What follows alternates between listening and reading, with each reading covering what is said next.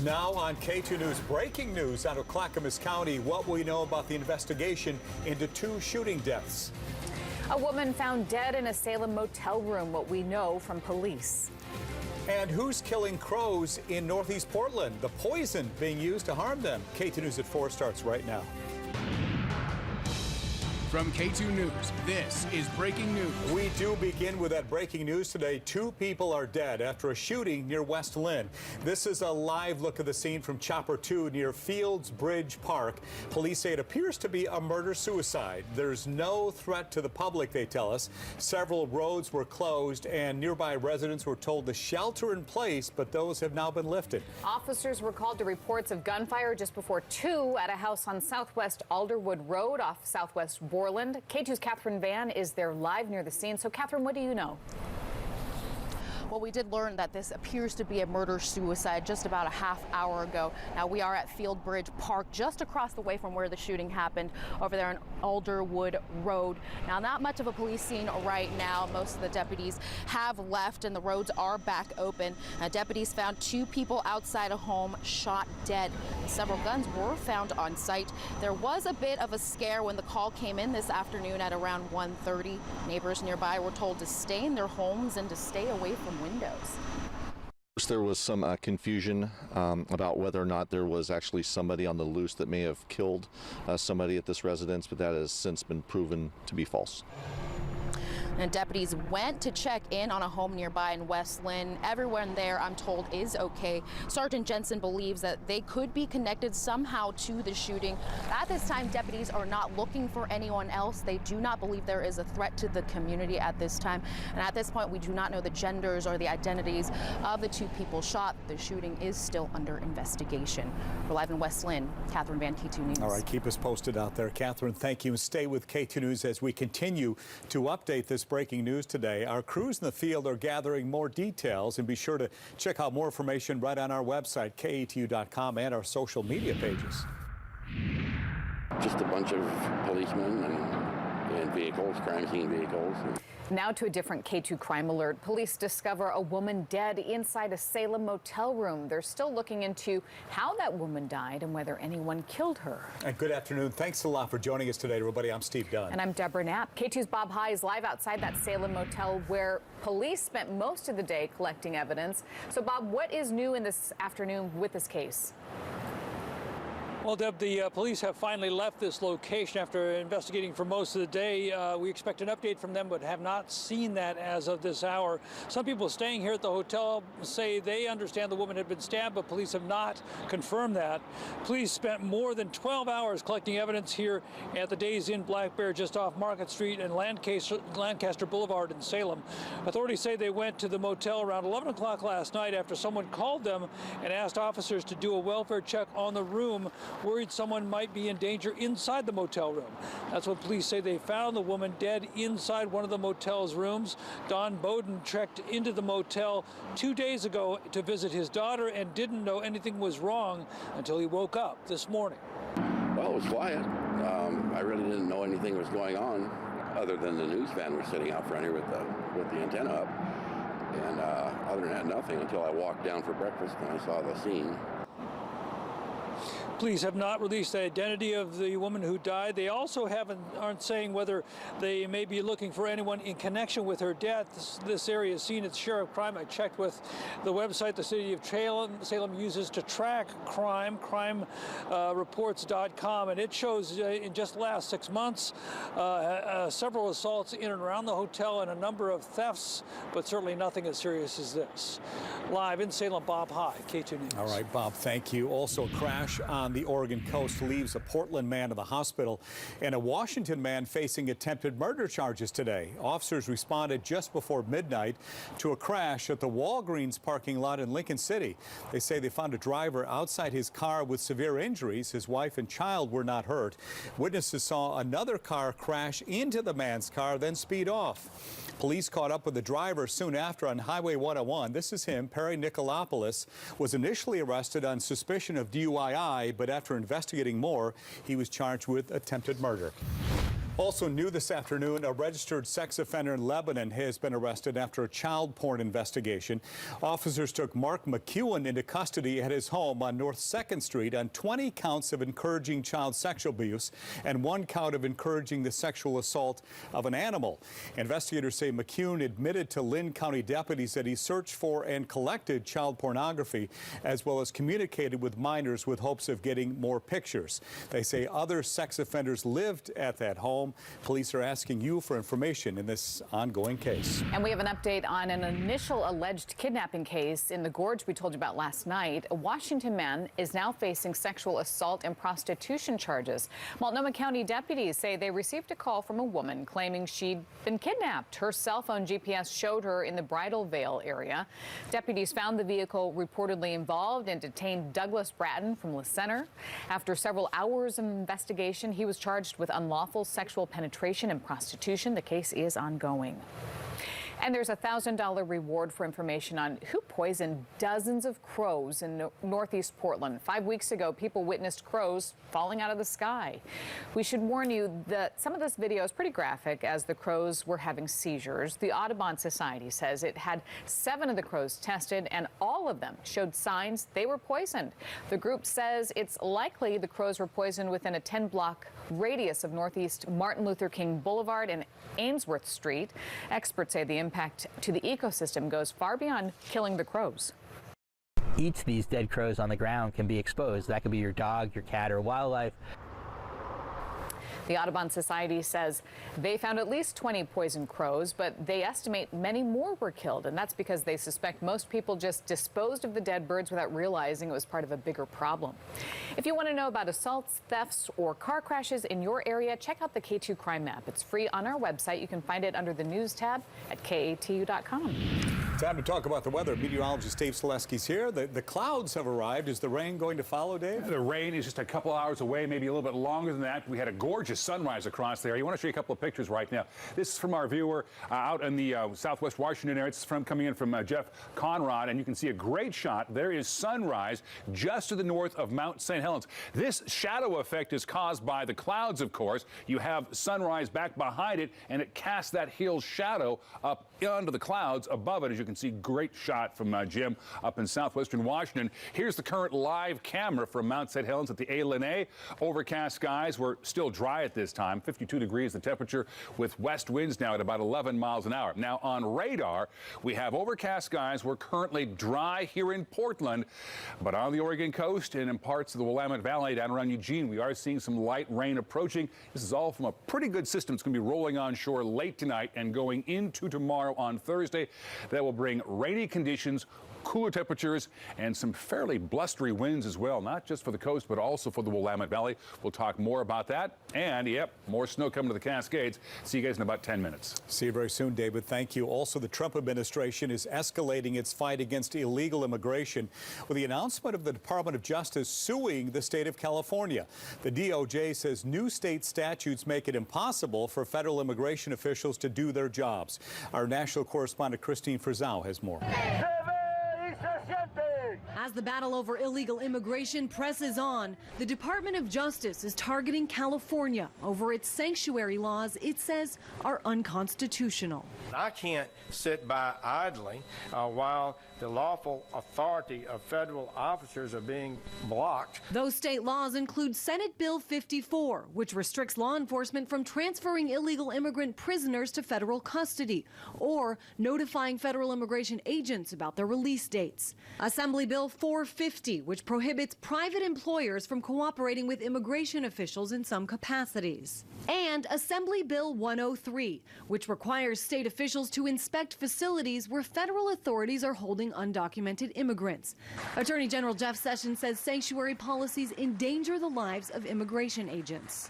They force our officers to conduct more dangerous arrests elsewhere where violent criminals may reside.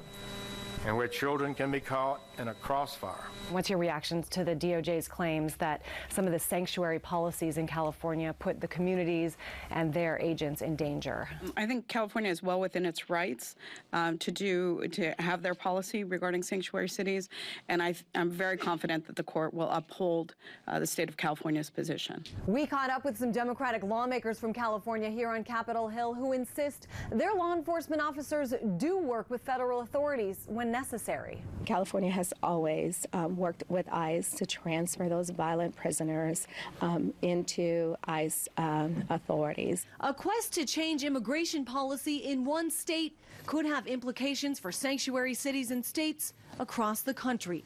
In Washington, I'm Christine Frizzell reporting.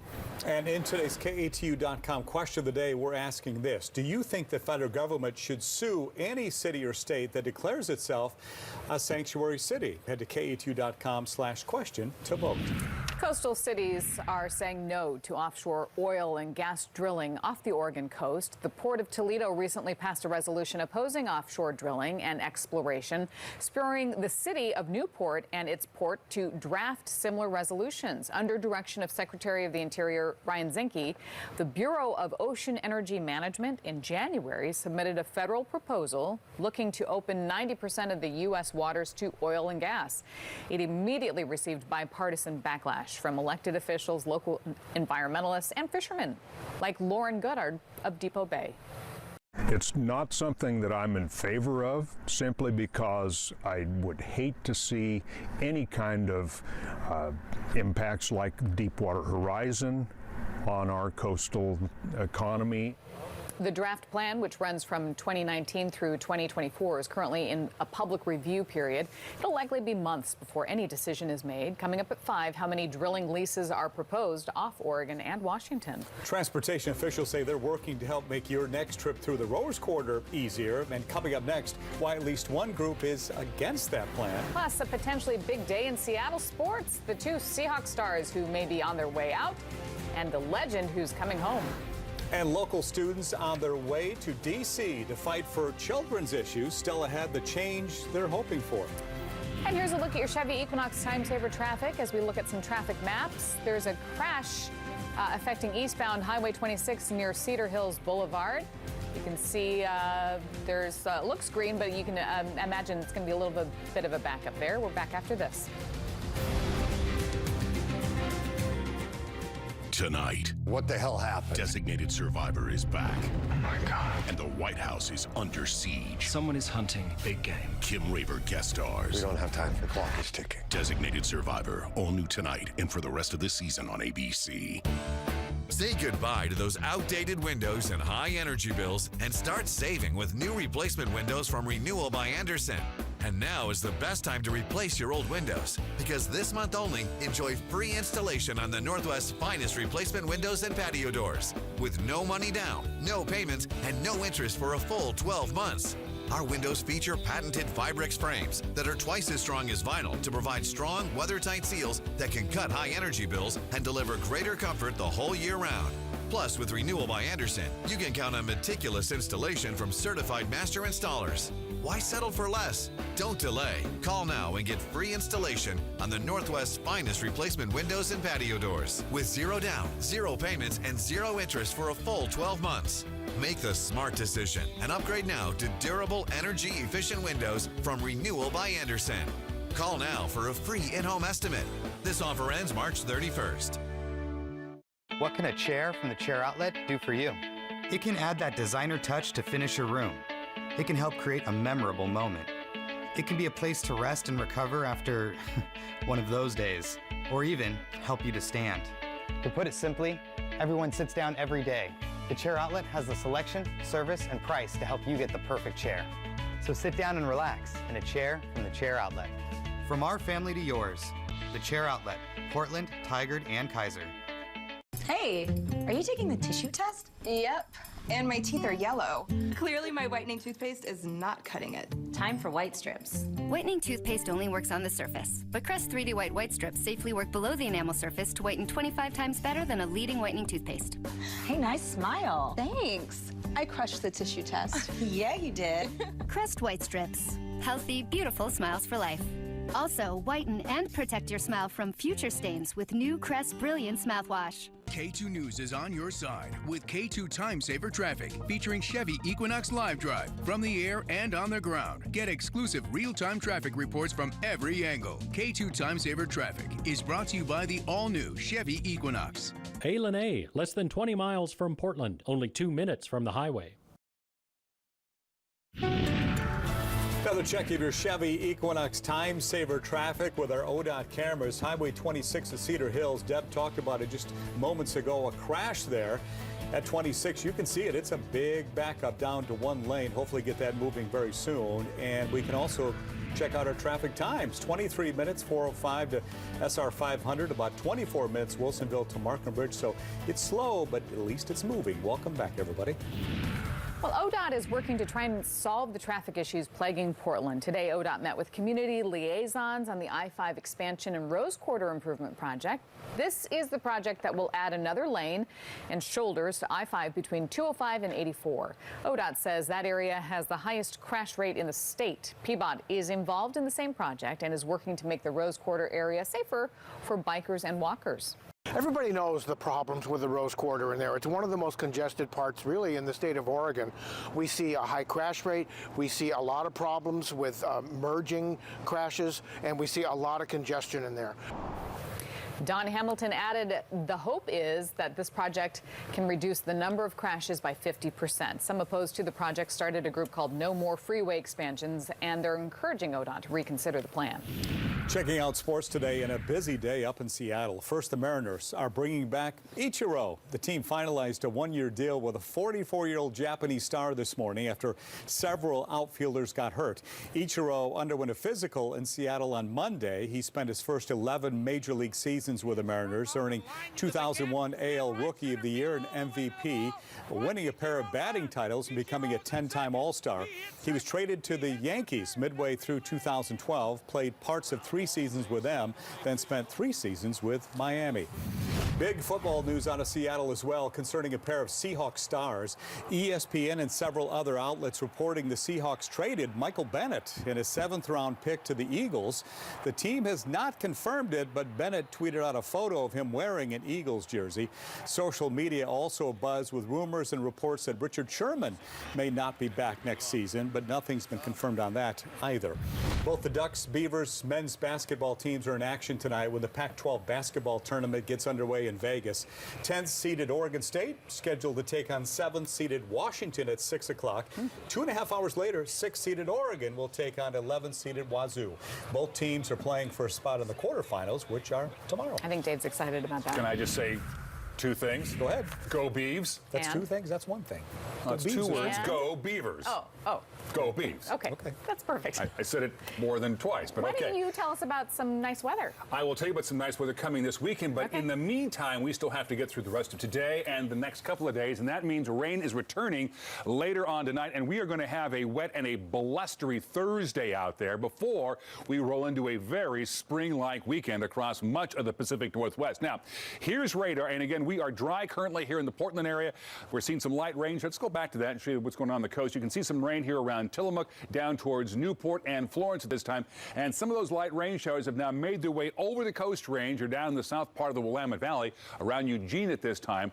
They will be making their way north in the next few hours. Now, currently, up on the north coast around Lincoln City, we have overcast skies, dry, and 55 degrees the current temperature with east winds. Here in downtown Portland, overcast skies as well. We're dry, southwest winds, and 54 on the thermometer at this time. Spring-like weather coming this weekend, but in the meantime, we have to deal with this developing area of low pressure coming up out of the south late tonight and going into tomorrow on Thursday. With this, we will see rainy and blustery conditions on the Oregon coast, where we do have some watches and advisories to talk about. There is a high wind warning going up on the north and central part of the Oregon coast beginning tomorrow morning. We'll go all the way through 3 o'clock tomorrow afternoon for a wind gust here that could be approaching 45 to 60 miles an hour. And up in the north Washington Cascades, we have a winter weather advisory as well. Now, the rainfall forecast looks like this. The rain starts tonight in the metropolitan area around 8, 9 o'clock, goes overnight tonight,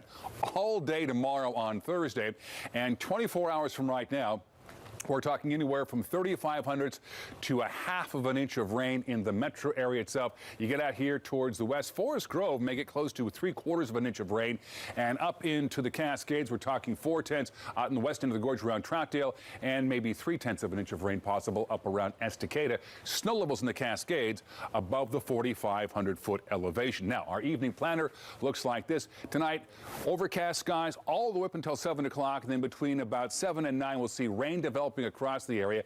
Temperatures, because of the cloud cover, staying relatively mild, low 50s all the way to 7 o'clock, and even by 9, we're still up in the upper 40s across the area. So on our 4-day forecast tonight, 42 for the overnight low. That's pretty darn mild. 54 tomorrow with the rain most of the day. We'll have showers and some limited sun breaks for you on Friday. Still 54 for the afternoon high. And then we roll in towards the weekend. Looking pretty good. Partly cloudy skies on Saturday and 60 for a high temperature.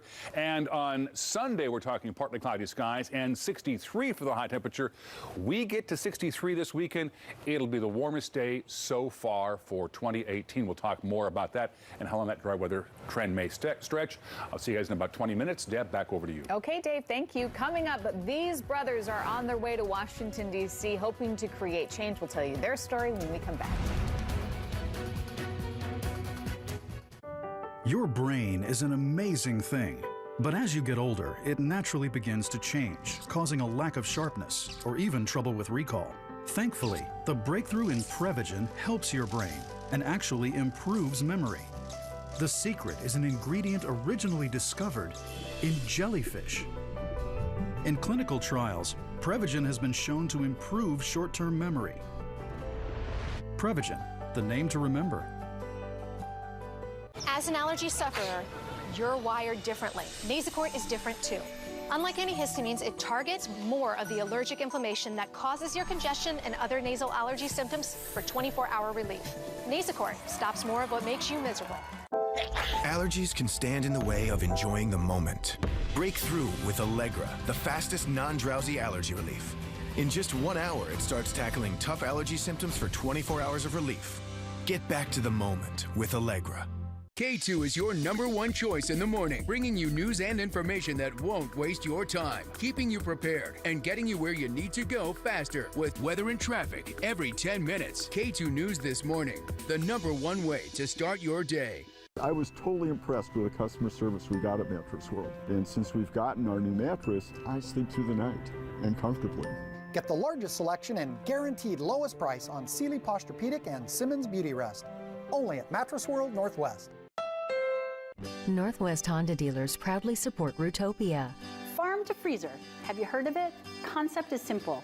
Farmers harvest vegetables at the peak of ripeness and freeze them within hours, sealing in all the deliciousness and nutrition. Today in Rootopia, my son Henry and I are making sweet corn and green chili bread. Bring milk to a low boil and stir in the cornmeal. Cook about 3 minutes until it thickens. Stir in butter, frozen corn, jalapenos, salt, and black pepper, and turn off the heat. Then separate 4 eggs. Stir the 4 egg yolks into the cornmeal mixture. Beat the egg whites on high until stiff peaks form. Fold the whipped egg whites into the batter, pour the batter into a buttered baking dish, and then bake for about 35 minutes or until puffed and golden brown.